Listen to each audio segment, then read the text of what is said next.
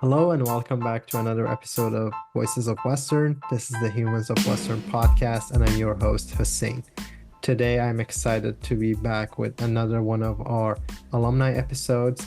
And with me here is Bita Pejam. She is one of the Western University alumni who pursued a degree in political sciences and later on went to pursue an MBA at McMaster. During that time, she was also able to do an exchange in Germany, and she was able to get into politics by having roles as in the government doing policy analysis, as well as working in the corporate sector as a management consultant. We'll also talk more about how she was able to get to her role of manager of operations and stakeholder relations at the Office of Minister, and more to come on that. But yeah, that's it from my end. Beta, I will pass it on to you, to take the conversation and maybe talk to us a little bit about your upbringing. Thanks, Hossein. Well, first off, thanks for having me. I'm excited to be here and get to chat with you today. I mean, you kind of covered the broad strokes of what I do, so maybe I'll take a step back and answer the part about where I'm from and how I grew up. So I was born in Iran, and when I was about 3, my family and I came to Canada. My dad had a scholarship to do his PhD studies in North America. And at the time, my parents were sort of deciding between the United States and Canada. And this was just after 9/11. So you can appreciate what the climate was like for minorities, a lot of fear and uncertainty circulating in the atmosphere. So my parents believed that Canada was where they could build that life that they had envisioned for themselves and their children. So we came here, and my dad did his studies at McMaster, and I remember the first, I'd say, decade was really my parents navigating the ups and downs of immigration, finding their footing, rebuilding their lives from the ground up, which is an experience that's not uncommon for most immigrant families. My parents spoke very minimal English, didn't have any acquaintances here, didn't come with a lot of money. So it was really for them their pursuit of education that got them through. We talk about hope and hard work, and that was really their story. So the story of my childhood and upbringing was really the story of my parents' journey. I grew up in Hamilton. I'm a Hamiltonian through and through. And in terms of sort of my upbringing, my parents raised my brother and I with both Canadian and Persian values. Our house was sort of an open door policy to family, friends, and neighbors, lots of Persian gatherings, and I grew up in that Persian community. And so my culture and heritage played a big role in my upbringing. I was exposed to a lot of different languages and people growing up, and that really shaped a lot of, I'd say, who I am and my views as an adult so far.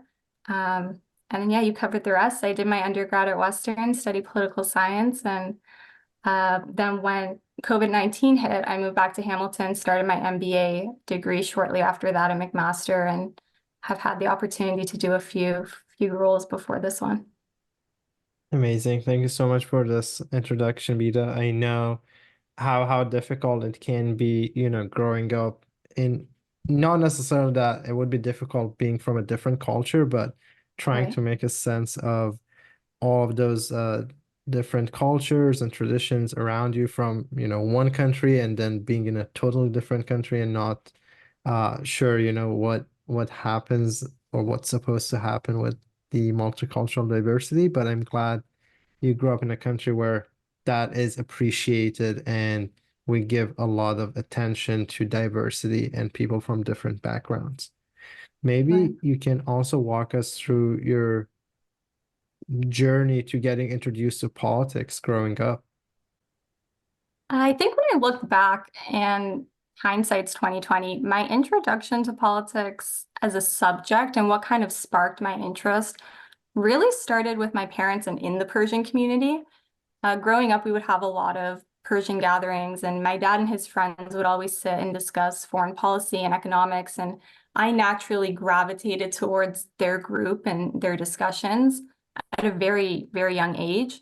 And I would just go and sit next to my dad and listen in. And, at first it was a bit of a spectacle. Like, people would always be like, why is this little girl going and always opting to sit amongst the grown men who are debating and arguing?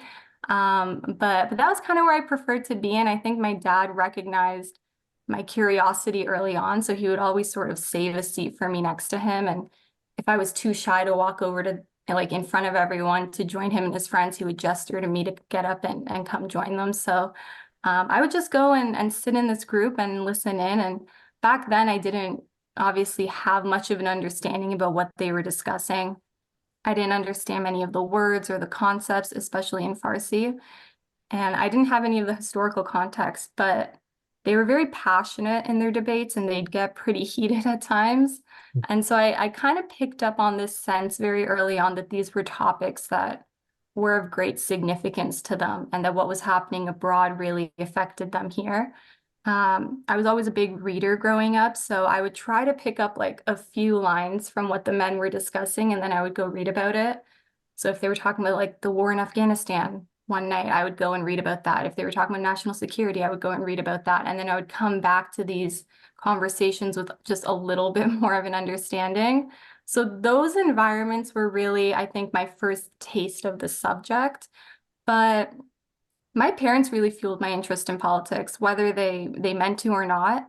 My dad's an academic by nature, so he's very passionate about economics and foreign policy. And my mom is very interested in women's rights and child welfare and advocacy.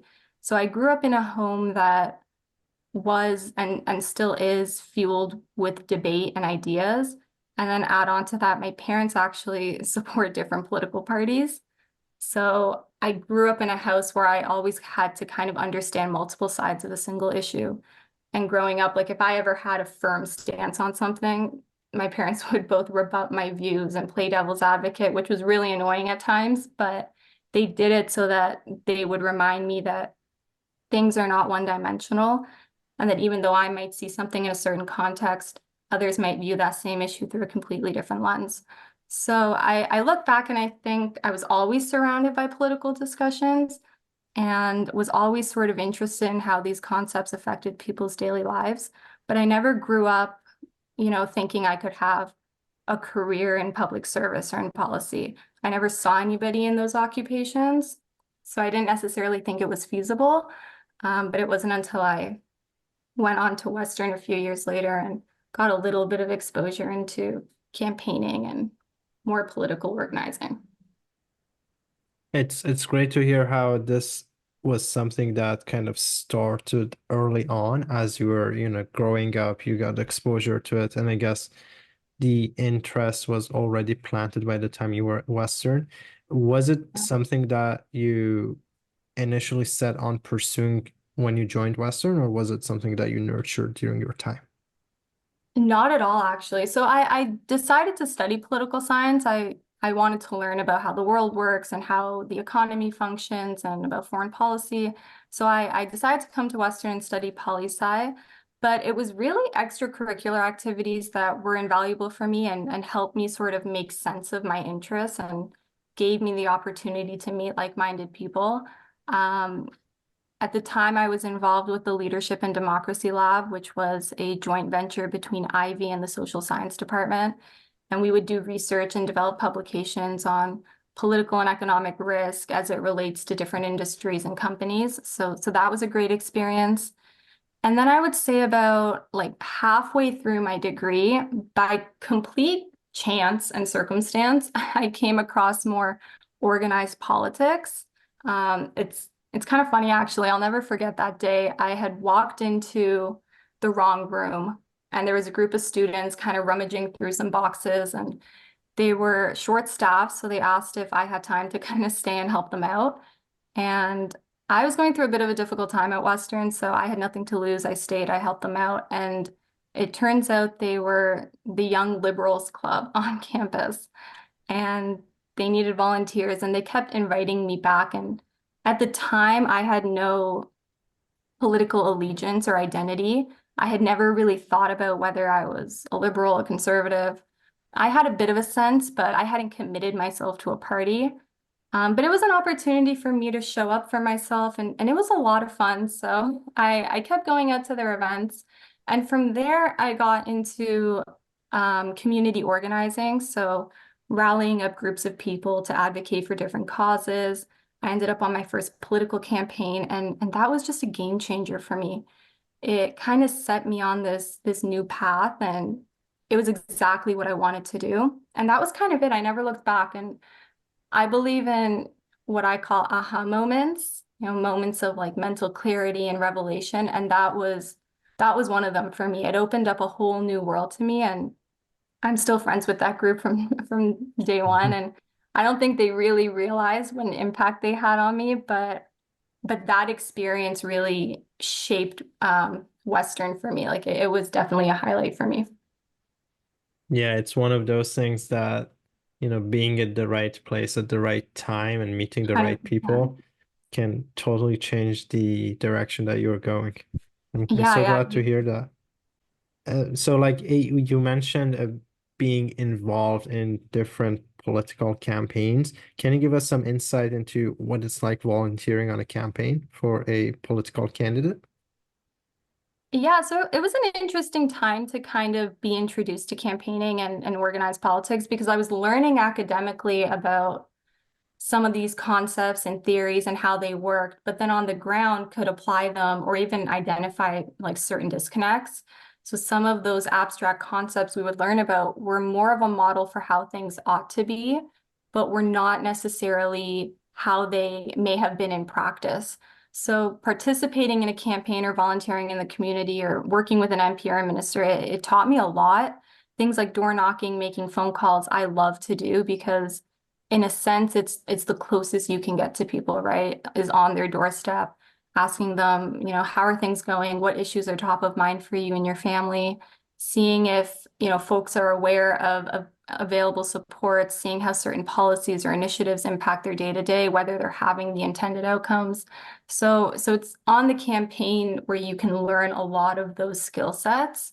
And listen, politics is about people. So you have to be willing to get on the ground and hear from folks firsthand how they're being impacted.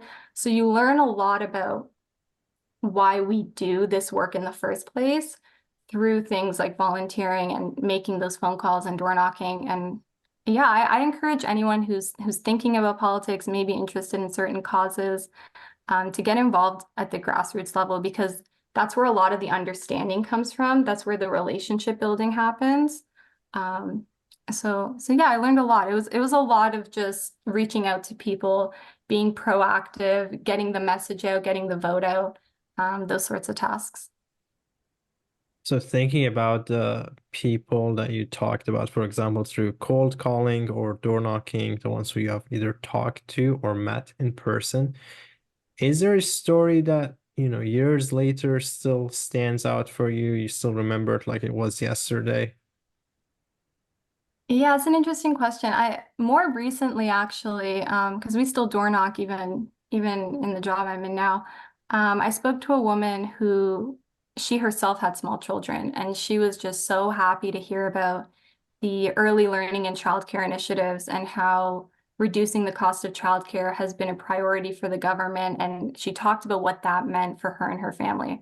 Like when we talk about $10 a day childcare, like that's a game changer for so many people who are struggling with access to affordable care. And even more than that, it means allowing more parents, particularly women, to not have to choose between a career and having a family. It gives them the supports to participate in the workforce, which we know grows the economy. So that was a conversation. I think I spent like maybe 15 minutes at her door. But that was a conversation that really stuck with me because it was such a good example of how a certain policy is having direct impacts for people on the ground and their families. So that was a really good experience. Yeah, and I'm sure how much it means a lot to people with, lower disposable income. Like a lot of people might not appreciate how game changer these amounts can be to others, but you clearly saw the effect. And I think this is also a perfect segue into our hot take section, which is, taking input of people and their thoughts. And essentially the question is, what's your take on social media's increasing influence in shaping today's political narratives? Is it improving our political conversations by including more voices? Or is it causing more problems by making people more divided? What do you think? It's a big question. Um, it's on a lot of people's minds. I think it's twofold. The gift and the curse of social media is its instant nature. Before this vast technological advancement, before the rise of social media, when you had a thought or a feeling or an idea, or you were presented with information, you had to sit with it and you had to process it. And then through time, those thoughts or feelings would either be amplified or dulled down. And so you could distinguish between what was a heightened feeling or a viral moment versus what was maybe a little bit more substantive. You could clearly decipher what was a movement versus a moment. And now that's much harder to do because social media amplifies a moment and has people think it's a movement, or the reverse is true. What's really important can get minimized or lost in the news cycle because there's just so much volume and constant overstimulation of information. So there's benefits, but there's also very real drawbacks. And I think we need to be honest about what those are when we think about the pathways forward. So in the context of politics, I think it's an incredible vehicle for being able to connect with others and get exposure and reach your audience and share your message. It's added this layer of interaction and access that we've never seen before. So the opportunities are endless and it's changed the game, no doubt. But on the other hand, you've got the spread of mis and disinformation, which can make it hard to set the record straight. Sometimes we can't even agree on the same set of facts anymore, right? So that's a difficulty. You also have algorithms that are showing people what they want to see. So it feeds into any preconceived notions you might have or confirms biases. And you can argue that that's maybe a reason for the declining tolerance that we're experiencing towards opposing or differing viewpoints. So we have to be pragmatic and realistic when we talk about our approach to technology and social media. Part of the solution could be regulation, but part of it can also be promoting and practicing better digital literacy, researching and questioning whether what you're encountering on the internet is true or not. Is it a fact or is it an opinion? You have to make that concerted effort to search for more information on an issue to make sure you're kind of getting the whole picture. And listen, that's hard to do. It's easier said than done. Even training yourself to proactively engage with people who might have different views than you is hard, but it's necessary because it refines and sharpens our thinking. You got to challenge your own thoughts. It's okay to disagree with people. If you spend too much time in your own world, you only know what you know, and then you believe it and you reinforce it. But it's in challenging your views that new ideas spark from. So, how do we do that? Like, you can follow different thought leaders and people online with different stances. You can read articles from different sites, engage with people who see the world in another way. These are all things that each of us can do, but it has changed politics. And so now it's more about, how do we maximize the benefits that social media provides while also kind of having a pulse on some of the risks and having strategies to mitigate them. I'm curious, like, what has your experience been in terms of like coming across news and messaging on social media? Yeah, it definitely has been like both sides of the coin. I really like the analogy of moment versus movement. Never really considered or thought about it that way, but it makes sense. I think the biggest thing I would say is, unfortunately, it seems like as days go by, the general public like they don't prioritize critical thinking or researching the news articles that they see to actually see if they are facts or if they are incorrect information, what it is. And I think that's one of the biggest challenges that internet has brought up, is sometimes you don't really know what you don't know unless you're a great fact checker or have some natural critical thinking skills. But that said, I think it's a great way to hold leaders accountable when there's this much visibility. Leaders are always careful on what moves they do next and what projects they undertake, which also brings me to my next point, is a double-edged sword.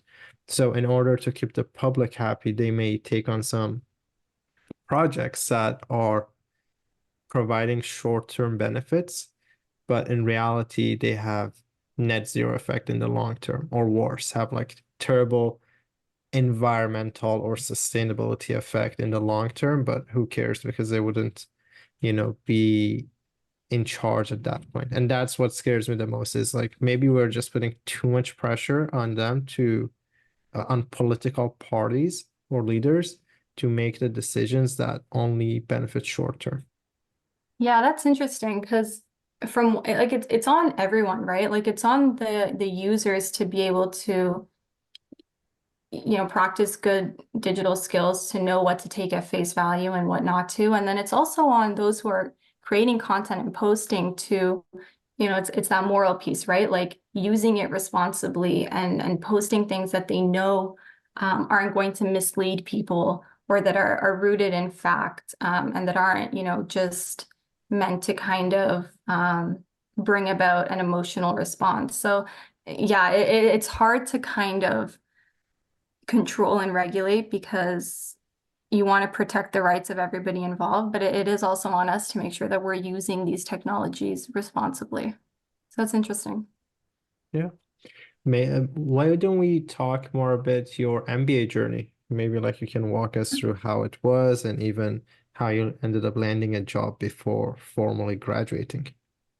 Yeah, so I mean, I had a professor who encouraged me to look into the MBA program. I never thought I would do an MBA, but after getting a little bit of exposure into politics, I was very interested in learning about the intersection between business and government, financial regulation, how industry can work with officials, and also the areas of public and fiscal governance.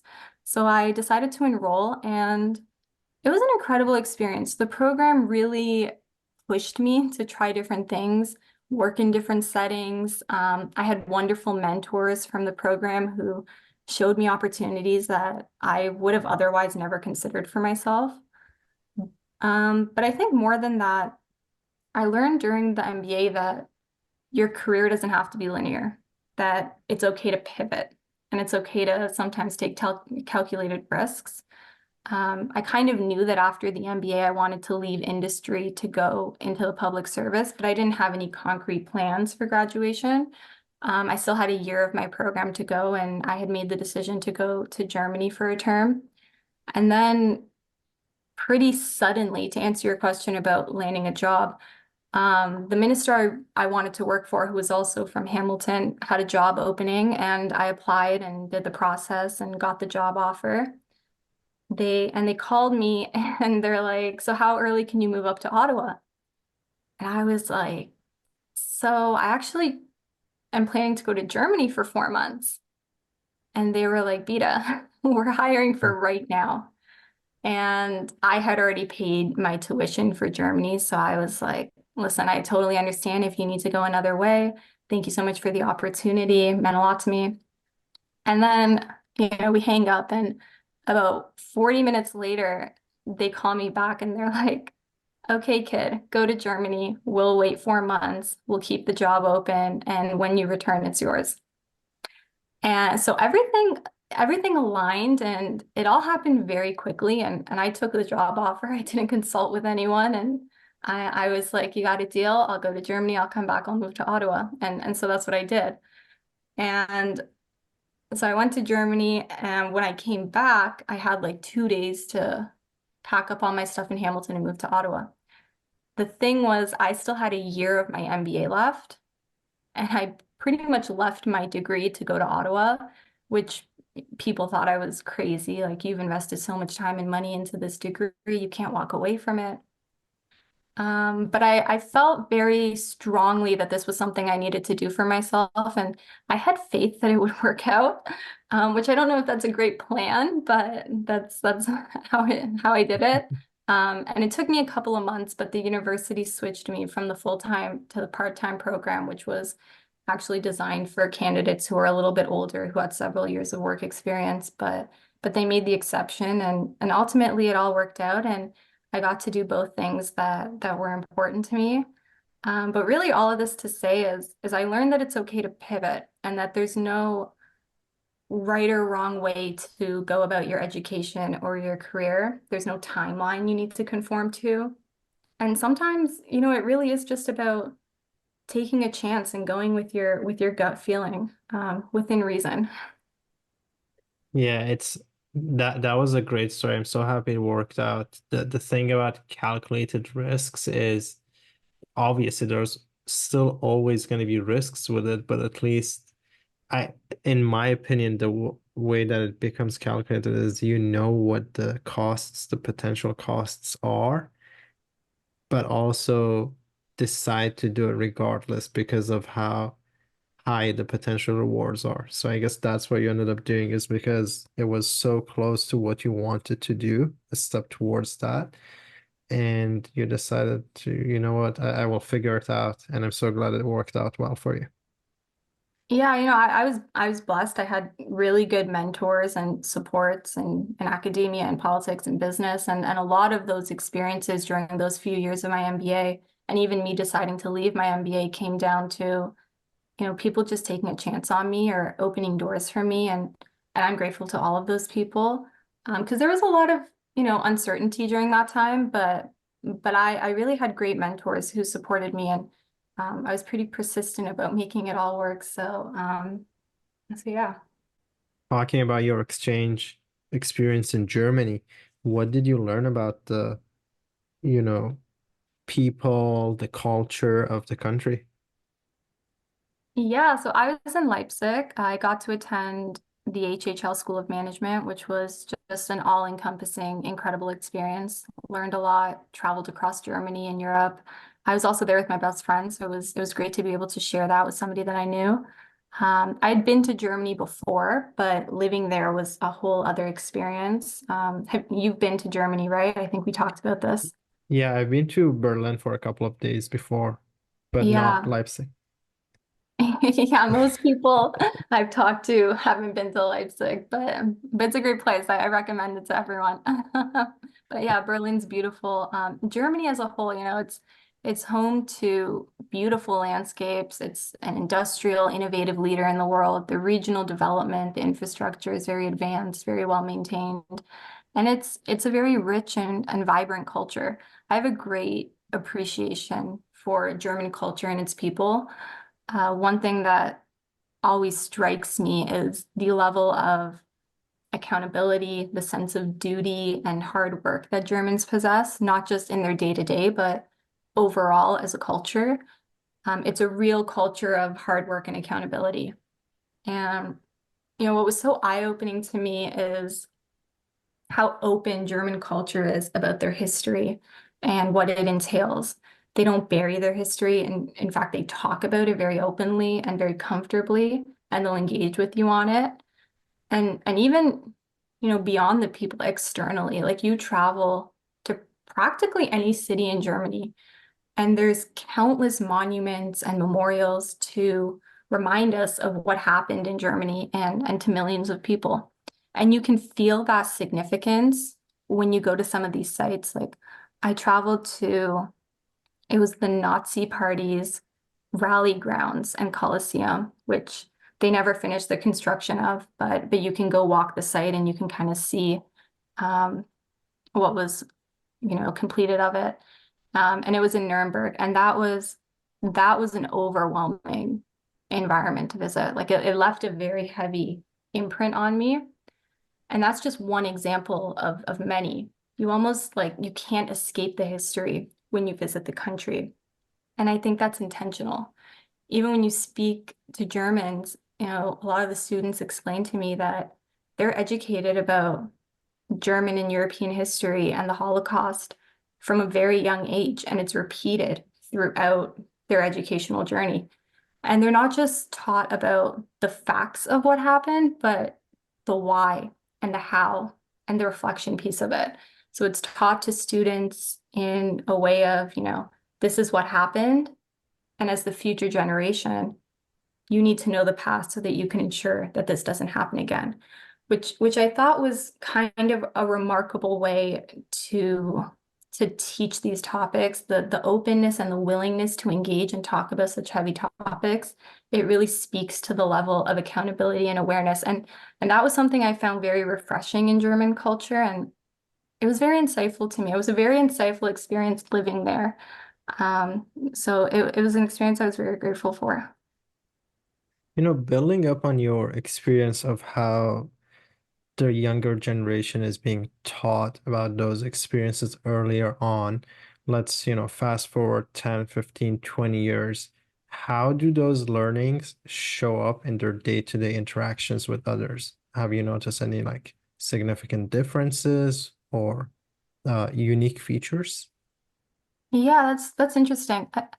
I think there's a great level of awareness and insight that comes from being taught about one's own history, right? Like it provides context and understanding, which widens our horizons and allows us to be more thoughtful and intentional individuals for all of us, right? Not just in the context of Germans, but using the past to inform the present and the future is a powerful tool to leverage. So when we talk about wanting to raise and educate future generations who will go into society and make decisions that are good and right, it starts with addressing and recognizing where the shortcomings and missteps have been and confronting our own sort of convictions and beliefs and having the hard but important conversations about where we've been as a culture and where we're going. So, when I hear about folks pushing to remove critical race theory from the education curriculum or hesitating to educate students about Indigenous history, that doesn't feel like progress, right?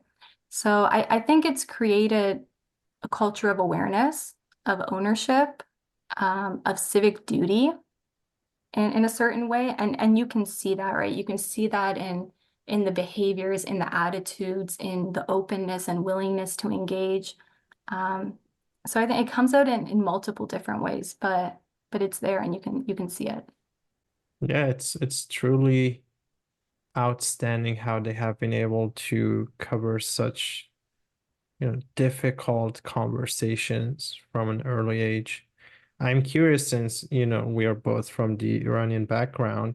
I was wondering, how has your cultural background served you in your current role? Maybe like you can give a bit of history as well, like a bit of insight into your day-to-day roles and then answer this question.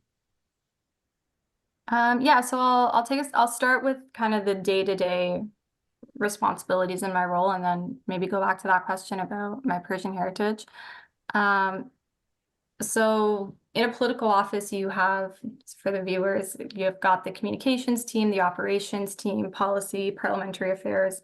And it's a very collaborative effort and environment. Everyone works together to make sure that the minister has what he or she needs. Um, Coming out of my MBA and my work in the private sector, I was very passionate about economic development and business transformation and working with industry to maximize innovation, but doing that in a meaningful and sustainable way. So this portfolio has been a really great opportunity to kind of learn about those areas that I'm interested in. But in the day-to-day, being in a political office, you get to learn about how is policy formulated?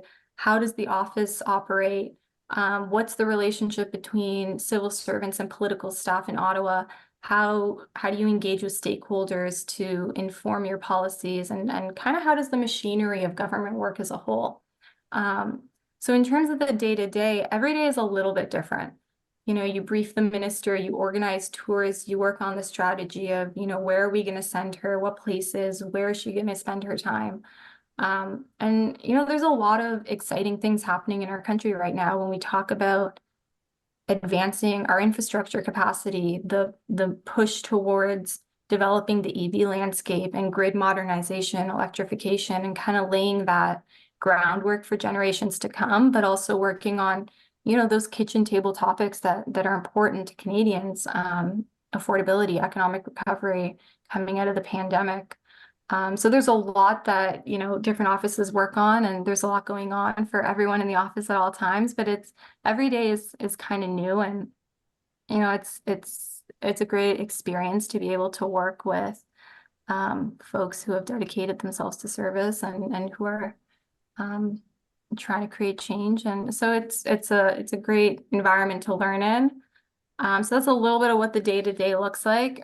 By and large, you're really just making sure that there's no chaos and that the minister is prepped and briefed and has all the information he or she needs so that they can do their job. Um, in terms of the question about it was my cultural background and how that informs my work in politics. That is correct. Yes. Yeah. Or in other words, what it's like being a Persian in politics.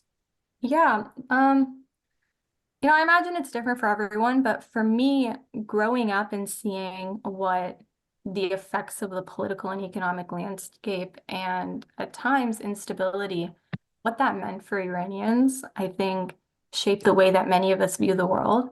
It informed me very early on that the decisions made by our elected officials have very real life-altering impacts for citizens. I saw what relations with other countries meant for everyday people. But then on the flip side, I also got to see what a strong, capable, accountable government could do for its people as well. And I believe, democracy has to be maintained. It's a choice. We have to work hard every single day to uphold these values and the rights that we enjoy. There are a lot of places in our world today where women can't work in politics. They can't rise to be federal court judges. They can't even get an education. You have regions that are occupied, devastated by violence and conflict, millions that are displaced. So part of getting into politics for me was about how can I do my part to educate myself and try to contribute and work to uphold the strength and longevity of our institutions and of our democracy. I also grew up in the community, and I grew up surrounded by so many different types of people, immigrants, newcomers, working class people who have all gone on to kind of be the embodiment of the Canadian dream. They've put down roots here. They've excelled in academia and industry in several different fields. And that's a testament to the kind of society we are, the supports that we have in place, the opportunities that exist here. So having seen how these functions have served so many people in my own life, it shapes the way that I view a lot of these issues, the approaches that I try to take, and I guess the perspectives that I try to take to my daily job. I think the biggest part to point out is how helpful the difference in perspective is here. Um, just the way people think differently when you're from a different culture or background, the things that are top of the mind for, your thinking or approach is totally different from others who have, different priorities or grew up in different places. So this is one of the things that I appreciate very much about Canada is it's a place where people, regardless of their race, nationality, like origins and roots, can be able to come together, contribute towards a cause, and as you said, build a strong, capable government that can do really well for its people. Yeah, 100% right. Like we are very much a culture of come as you are and be as you are, and we create the opportunities for people to participate in ways that are meaningful for them. And representation is so important, right? And when we talk about representation, it's not just about, checking a box. It's about when we invite people to the table based on their different lived experiences, taking that step to also listening to their different experiences and perspectives and incorporating that into our strategy and into our decision making. That's how you're going to see long-term change and gains, right? So there's still work to do, but we're definitely on the right track, I feel, and making progress.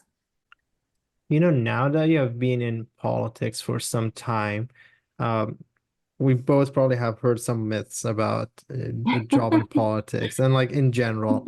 What are some of the ones that you have heard?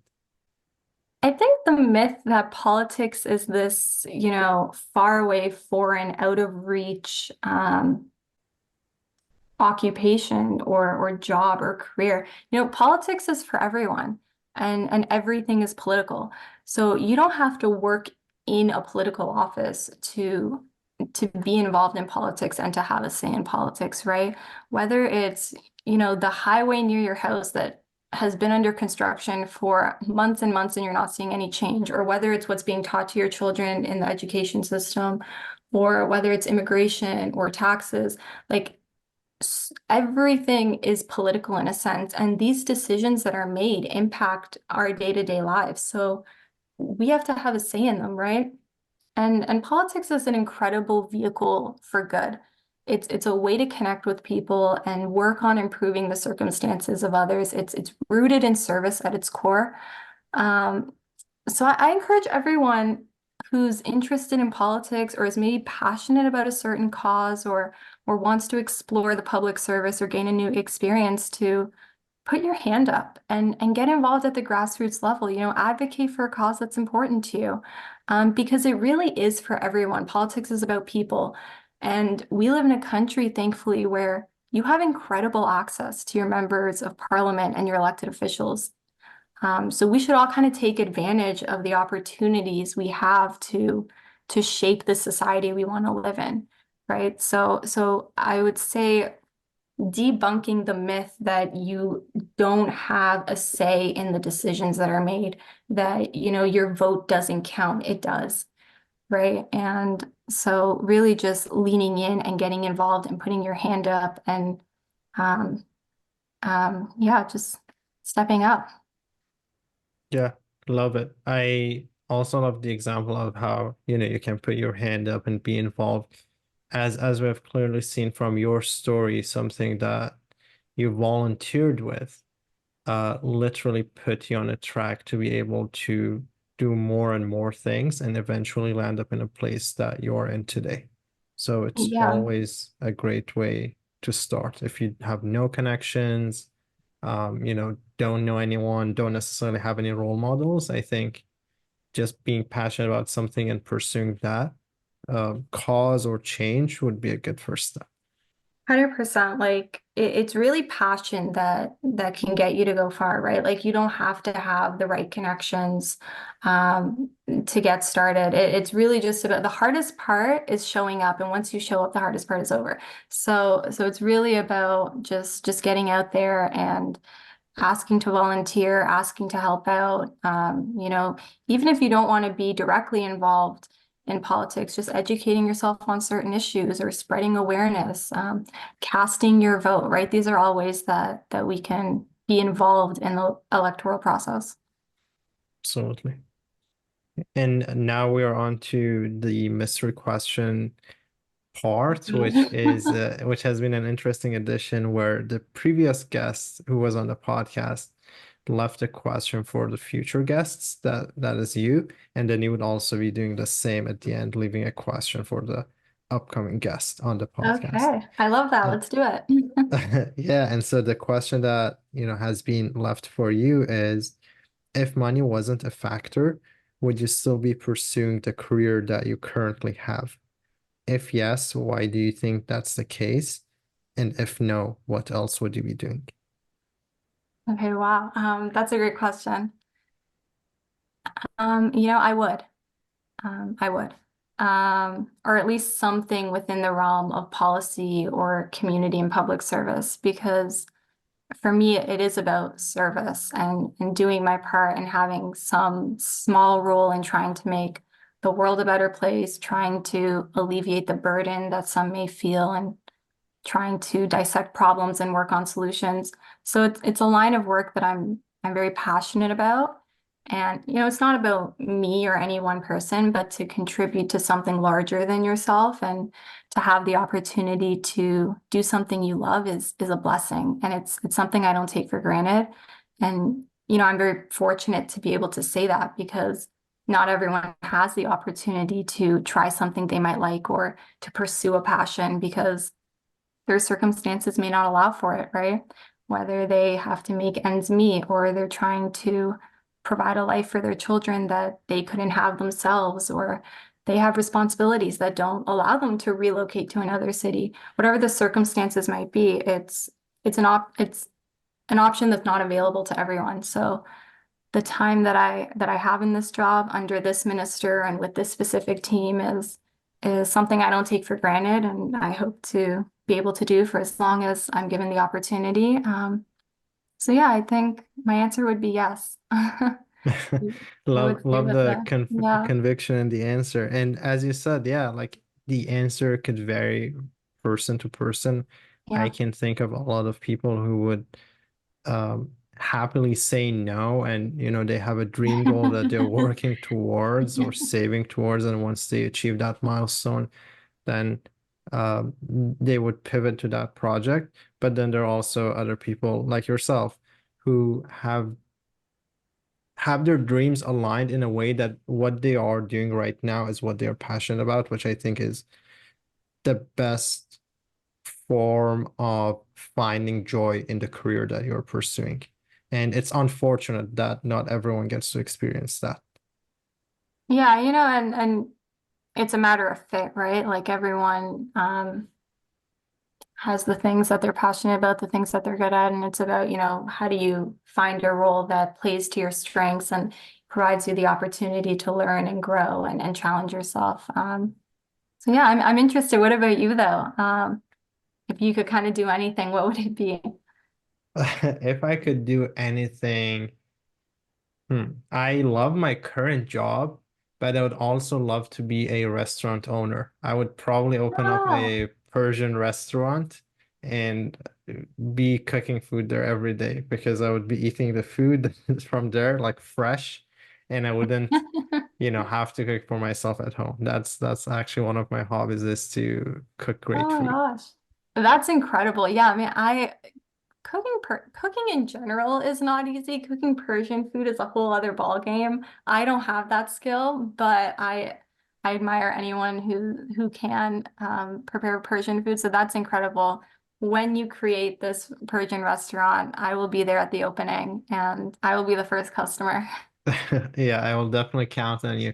The risk though that comes with such a decision is people say, "Oh, if you pursue your hobby full time, then you might actually hate it." So that's one of the barriers to entry that has, stopped me from opening up a Persian restaurant. I I've can, heard that too, but if it's what you're passionate about, you can always maybe you do the management of the restaurant, but you leave the cooking to someone else so that that way you can still kind of preserve that passion of preparing food. So there's loopholes for you. I can see it working out. yeah, maybe. Who knows? You never know what happens in the future. But I'm glad that you're a committed customer, so we can, get your details and then have you as the first person who shows up. Yeah, we need more Persian restaurants in Ontario, so I support it 100%. Amazing. Well, thank you so much, Bita. It has been a great episode. We learned a lot about your journey before school, during Western, and post graduation. A lot of different turning points and pivots that you were able to accomplish. And I'm happy that you are in a place that, makes you feel happy, makes you feel part of something bigger. And I hope that you continue in that journey. Oh, thank you so much. This has been a lot of fun to catch up with you over this process and to have a great conversation about a lot of different topics. I guess I'll kind of leave the viewers with one thing, and that's, if you're interested in public service or policy or politics, and you maybe don't know where to start, feel free to reach out anytime on LinkedIn or anywhere, and happy to kind of pay it forward and provide an opportunity for others to volunteer and get involved in the electoral process. Amazing. Thank you so much for your time. I hope you Thanks, have a great Hossein. rest of your day.